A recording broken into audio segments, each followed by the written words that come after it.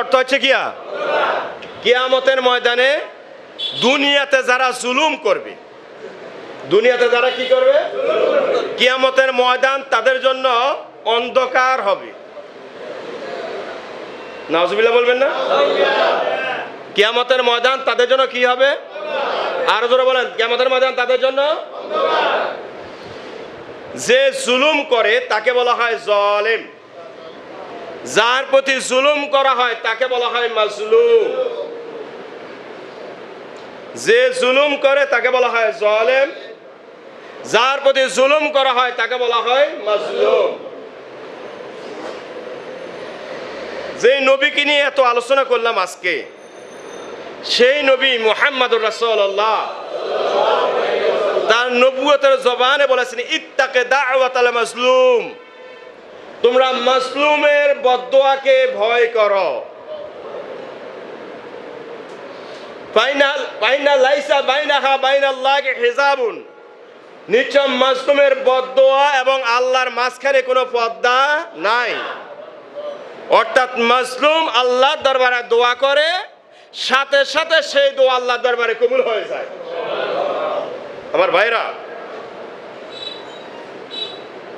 কোন কালে, কোন যুগে, কোন সময়ে, কি বলছি শব্দ বলেন, সবাই বলেন নাই, কোন কালে বলেন, কোন কালে, কোন যুগে, কোন সময়ে, জোরে বলেন,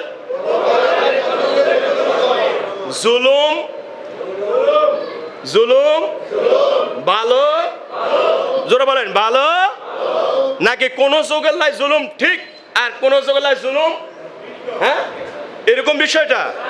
জুলুম জুলুম বলেন, জুলুম বলেন নাই, বলেন নাই, ভয় পাইছেন আপনারা?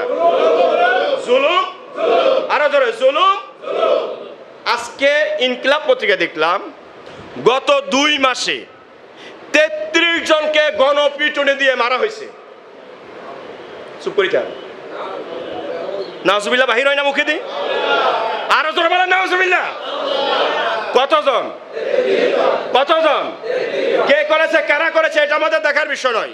যেই করেছে সেই জালেম, যেই করেছে সেই, জোরে বলেন, যেই করেছে সে।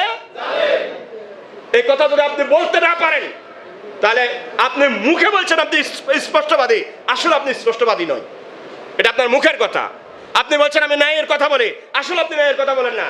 আপনি ন্যায়ের কথা বলেন যখন নিজের পক্ষে যায়, আর যখন নিজের বিপক্ষে যাবে তখন আর আপনার কাছে ন্যায় থাকে না।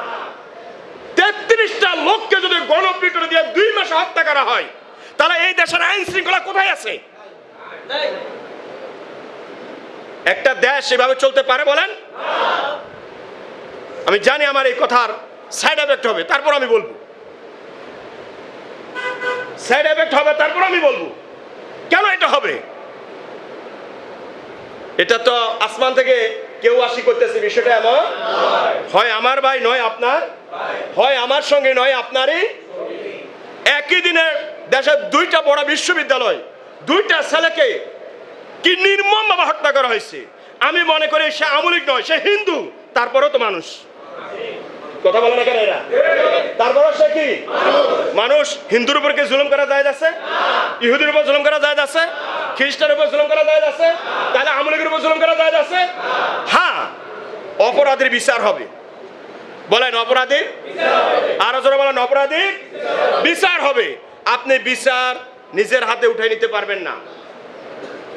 ইসলামী রাষ্ট্রেও এই অধিকার নাই কারো।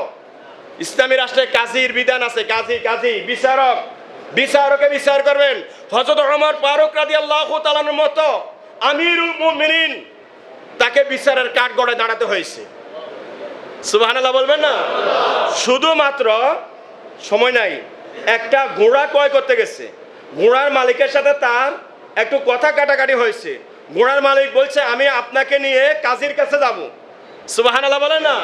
হযরত ওমর এই ব্যাপারে দ্বিমত পোষণ করেন নাই, চলে গেছেন কাজীর কাছে। কাজী ছিল সুরাই ঘোড়ার মালিকের পক্ষে রায় না দিয়া, হযরত ওমরের পক্ষে রায় না দিয়া ঘোড়ার মালিকের পক্ষে রায় দিছে। অর্থাৎ প্রধানমন্ত্রীর পক্ষে রায় যায় নাই, রায় গেছে সাধারণ জনগণের পক্ষে। সুবহানাল্লাহ বলেন না? হযরত ওমর সেই রায় মেনে নিয়েছেন। হযরত ওমর সেই রায়। আমি আপনাদেরকে যে কথাটা বলতে চাচ্ছি, দাগন মিয়া, এখানে তো আপনারাই আমরাই থাকি, কি বলেন, ঠিক কিনা? যে কোনো মহলে, যে কোনো অবস্থায়, যে কোনো সময়, যে কোনো ক্ষণে আমরা কোনো জুলুম পছন্দ করি না। বলতে পারবেন আমার সাথে কথাটা? আমরা